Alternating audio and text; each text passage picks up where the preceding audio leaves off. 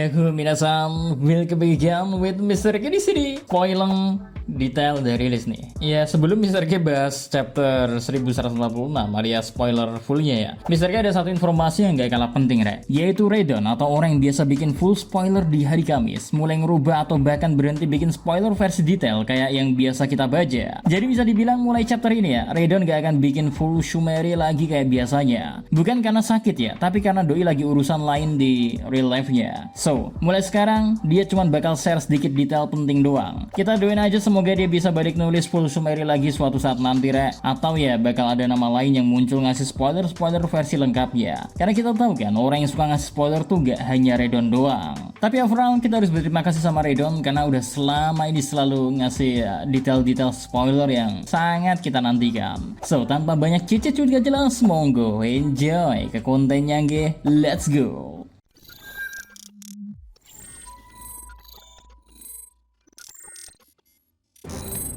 Judul chapter 1146, dalam keheningan terdapat kegerakan. Masih belum terlalu jelas di sini ya siapa yang sebenarnya melakukan gerakan sembunyi-sembunyi atau malah ada maksud lain dari judul kali ini. Tapi yang pasti emang pertarungan mulai terjadi pada chapter ini, Terus geser dikit ke bagian cover story, kita dapat momen lucu banget sih. Si Ulti pengen jadi bawahan Yamato karena dia udah nyelamatin hidup Ulti dan Peg One. Ulti jadi fans berat Yamato sekarang, And now masuk ke bagian paling pentingnya. Seperti yang bisa kita dibilang ya, isi chapter kali ini tuh penuh pertarungan. Elbow yang semula terasa damai tiba-tiba benar-benar berubah layaknya arena battle royale. Mulai dari pertarungan Gunko melawan bajak laut Chonon yang isinya Nami dan kawan-kawan. Terus ada Killingham yang mulai bertarung dengan para guru dari sekolah Walrus dan gak ketinggalan Somers yang berhadapan dengan Saul. Oke, misalnya mulai dari Gunko yang nunjukin kekuatan yang gila banget. Dia pakai kemampuannya buat nyerang dan bener-bener overpower, Tapi gak tinggal diem ya, Usopp akhirnya coba membalas dengan serangan yang sangat dahsyat. Dia berhasil nyerang Gunko pakai serangan ledakan dari senjatanya. Tapi sayangnya momen unik pun kembali terjadi. Gunko ternyata malah bisa regenerasi total. Tangan dan badannya tumbuh lagi kayak gak ada apa-apa. Jadi bukan cuma Goros ini yang kayak gini nih. Para Gasnek aja ternyata udah punya kekuatan yang sama. Nah, gak berhenti di situ ya, momen mereka ditutup sama Gunko yang menyulik Kolon. Apakah akhirnya ini pancingan yang akan mengarah ke Gaban? Ya, kita tunggu aja lah ya. Di sisi lain, Our Baka Sencho masih sibuk makan bersama Loki juga sekarang dan mereka berdua jadi gendut, Keduanya benar-benar ngabisin semua makanan yang ada dan disiapin. Sementara itu Killingham sukses ngalahin dua guru terkenal yaitu Kiba dan Anggi di sekolah Walrus. Dan dia mulai nyiapin sesuatu, katanya sih bakal ada siaran broadcast dari dia.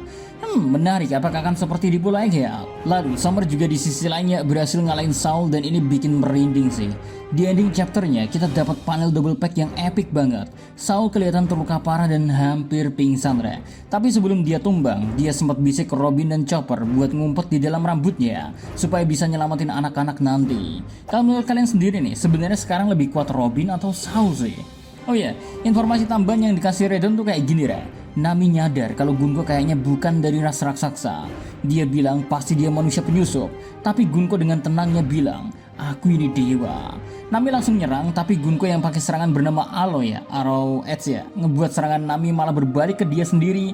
Bahkan Jinbe dan Brook juga kena teknik ini.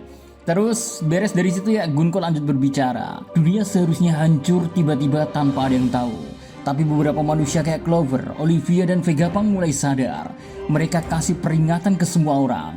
Sekarang, perang besar bakal datang dan melanda seluruh dunia. Dan saat itu terjadi, pertanyaannya adalah, ke pihak mana para raksasa akan berpihak? Perkataannya sangat menarik sekali dan ini foreshadowing besar banget. Pertemuan terakhir bahkan melibatkan para raksasa dan ini juga jadi alasan pergerakan dari Gasnek, Karena jelas mereka belum tentu semuanya ngedukung Luffy. Bahkan Somers juga sempat ngomel kan. Sekolah? Perpustakaan? Kalian itu raksasa. Kalian seharusnya jadi pejuang dan jadi tentara bayaran kami. Sialan kau Haral, malah bikin kacau segini parah. Sepertinya emang kekuatan para raksasa sedang coba dikendaliin, Karena siapapun kelompok yang dibantu atau memiliki ras raksasa di dalamnya akan jauh lebih unggul dalam peperangan di akhir nanti. Sebuah hal yang jelas sangat menarik karena mungkinkah hal yang sama terjadi di era-era sebelumnya? Apakah kegagalan Joyboy pun dikarenakan para raksasa yang membelot? Perang Raja Harald pun di sini sepertinya semakin diberi kejelasan. Terlebih tuduhan kalau Loki membunuh ayahnya. Jelas pasti ada alasan dan konspirasi yang coba dibuat di sini antara pihak pemerintahan dunia dengan para tetua raksasa.